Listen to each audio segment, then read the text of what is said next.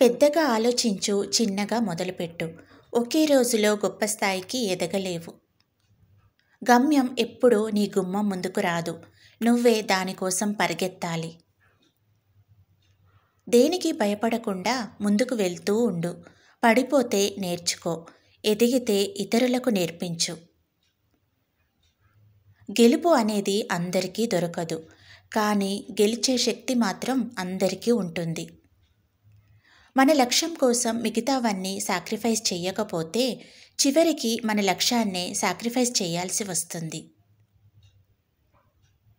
నువ్వేంటో నిరూపించుకోవడానికి నీకంటూ ఒక అవకాశం వచ్చింది. దాన్ని 200% ఉపయోగించుకో. జీవితం అనే యుద్ధాన్ని గెలవడానికి కావలసింది తోడు కాదు, తెగింపు. ఎలాగైనా బ్రతకాలి అనుకోవడం జీవితం కాదు. ఇలాగే బ్రతకాలి అనుకోవడమే జీవితం. ఆ రోజు కోసం ఎదురు చూడడంలో అస్సలు తప్పులేదు.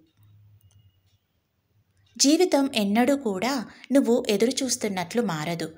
కానీ నువ్వు ఎదురు చూస్తున్నట్లు మార్చుకోవచ్చు.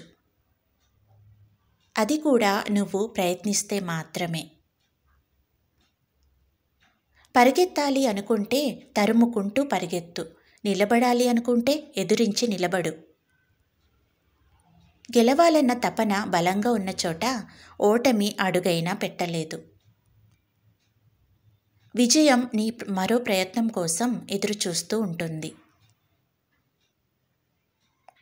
నీకేం కావాలో అది నీలోనే ఉంది.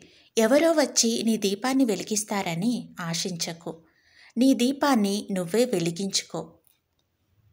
ఒంటరిగా ఉన్నావని బాధపడకు. ధైర్యంగా ఉండు. నువ్వు నమ్మిన దానికోసం ధైర్యంగా నిలబడు. ఈ ప్రపంచం మొత్తం నీకు వ్యతిరేకంగా ఉన్నా భయం లేదు. నువ్వు మాత్రం ధైర్యంగా ఉండు. రోజుల తరబడి లక్ష్యం కోసం ఆలోచిస్తూ ఉంటే గెలవలేవు. రోజు కృషి చేస్తేనే గెలుస్తావు. నువ్వు ఎప్పుడు అన్స్టాపబుల్ అవుతావంటే నీకు గెలవడం తప్ప వేరే ఆప్షన్ లేనప్పుడు.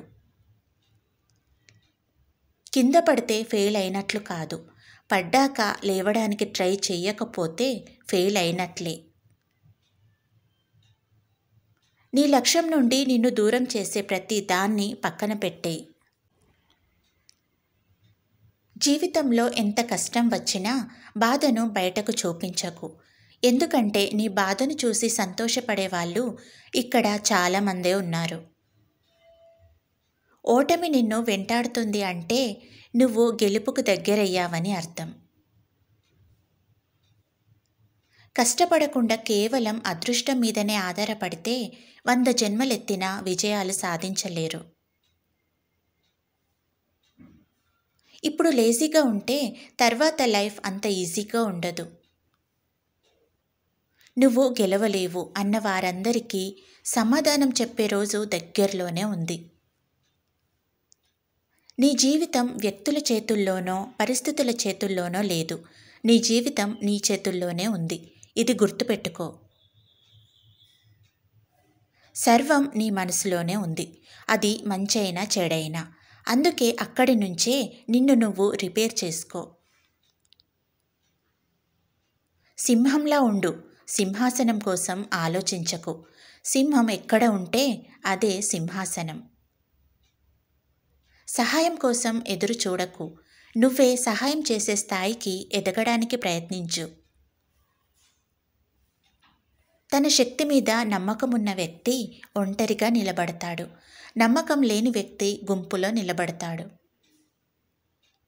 ఈ లోకంలో ఓటమి తర్వాత గెలిచిన గొప్ప వ్యక్తులు ఉన్నారేమో గాని ఒక్కసారి కూడా ఓడిపోకుండా గెలిచిన విజేతలు మాత్రం లేరు. జీవితంలో ఎప్పుడూ ఎవ్వరిపైనా ఆధారపడకండి. ఎందుకంటే అందరూ అన్ని సమయాలలో అందుబాటులో ఉండరు. మన పని మనమే చేసుకోవాలి. మన జీవితాన్ని మనమే చక్కదిద్దుకోవాలి. నువ్వు ఎవరన్న విషయాన్ని నీకు పూర్తిగా తెలియజేసే బలమైన ఆయుధమే అవమానం. ఇదే మీ జీవితంలో చివరి రోజు అయితే మీరు ఏం చేయాలనుకుంటున్నారో అది ఈరోజే చెయ్యండి. శక్తి సామర్థ్యాలు అందరిలోనూ ఉంటాయి. కనిపించే కండబలం కంటే కనిపించని గుండె ధైర్యం గొప్పది. అందరికీ శత్రువులా కూడా బ్రతుకు, కానీ ఏ ఒక్కరికి బానిసలా మాత్రం బ్రతకకు. నీలో తెగింపు ఉన్నంతకాలం నీ కథకు ముగింపు ఉండదు. కన్నీటి నుండే కసి పుట్టాలి, అవమానాల నుండే అనుకున్న లక్ష్యం సాధించే పట్టుదల పుట్టాలి. ఎవరైతే నిన్ను ఎగతాళి చేశారో వారే నీకోసం ఎదురుచూసేలా ఉన్నత శిఖరాలకు ఎదిగే మార్గం పుట్టాలి.